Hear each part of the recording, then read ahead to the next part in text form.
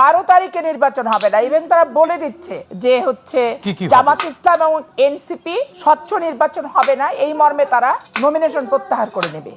একটা ভোট যে পাবে সে জানে আমি একটা ভোট পাবো, তারপরও সে কিন্তু আত্মবিশ্বাসের জন্যই কিন্তু ভোটে দাঁড়ায়।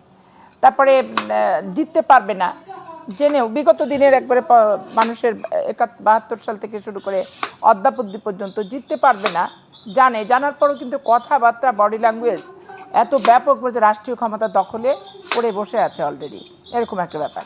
এখন এইখানে বিএনপির প্রশ্ন যেহেতু আপনি তুললেন, বিএনপি আত্মবিশ্বাসী হওয়ারও কোনো সুযোগ নাই, আর আত্মবিশ্বাসী হয়ে ওঠেনি। হওয়ার সুযোগ নাই কেন আপনি বলছেন? তার কারণ বিএনপির উপর যে ঝড়গুলো একটার পর একটা যাচ্ছে, এই ঝড়গুলো সামাল দিয়ে দলটাকে টিকিয়ে রাখাটা হচ্ছে প্রথম বড় দায়িত্ব, প্রথমত। দ্বিতীয়ত, নির্বাচন ছাড়া বাংলাদেশে কোনো সমাধান নাই। 15টা বছর থেকে বিএনপি একটাই দাবি ছিল, একটা স্বচ্ছ, সুন্দর, সুষ্ঠু, নিরপেক্ষ, নির্দলীয় নির্বাচন। সেই নির্বাচনের তফসিল ঘোষিত হয়েছে, প্রার্থী যাচাই বাছাই হয়েছে, বৈধ অবৈধ হয়েছে, আপিল পর্যায়ে আছে। এখন দেখবেন অনেক ইউটিউবে টকার থেকে শুরু করে, ইউটিউবার থেকে শুরু করে, বাংলাদেশে অনেক যারা টক শো করেন নিজেদের চ্যানেলে, তারা অনেক বলতেছে যে না, এটার 12 তারিখে নির্বাচন হবে না। আমি গৌতম দত্তের একটা টক শো শুনে আসলাম যে 12 তারিখে নির্বাচন হবে না। ইভেন তারা বলে দিচ্ছে যে হচ্ছে জামাত ইসলাম এবং এনসিপি স্বচ্ছ নির্বাচন হবে না, এই মর্মে তারা নমিনেশন প্রত্যাহার করে নেবে। এই কথাটা কিন্তু তারা বলে দিচ্ছে। আমরা অতি ধৈর্য এবং সহনশীলতার সাথে পরিবেশ পর্যালোচনা করছি। তার মানে কি ইস্যু তৈরি করে দেয়া হচ্ছে?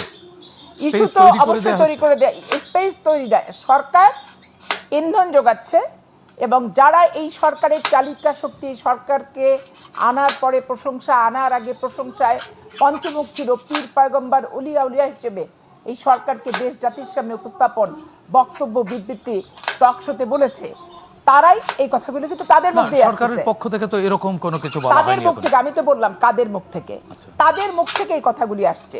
এবং তারা তো চ্যালেঞ্জ ছুড়ে দিচ্ছে যে বিএনপি হচ্ছে ক্ষমতায় আসবে না বলে চ্যালেঞ্জ ছুড়ে দিচ্ছে। তো চ্যালেঞ্জ যে ছুড়ে দিচ্ছে, তো তাহলে আশাবাদী যে আপনার প্রশ্নটার সাথে তাদের চ্যালেঞ্জ করাটা বেসিক্যালি তো সাংঘর্ষিক হয়ে যাচ্ছে, তাই না?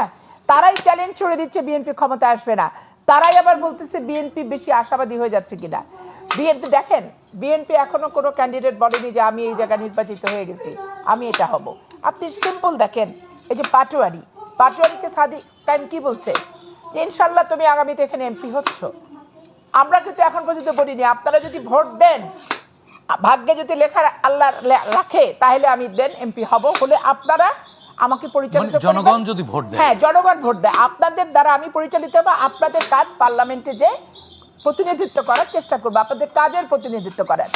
আপনি এই যে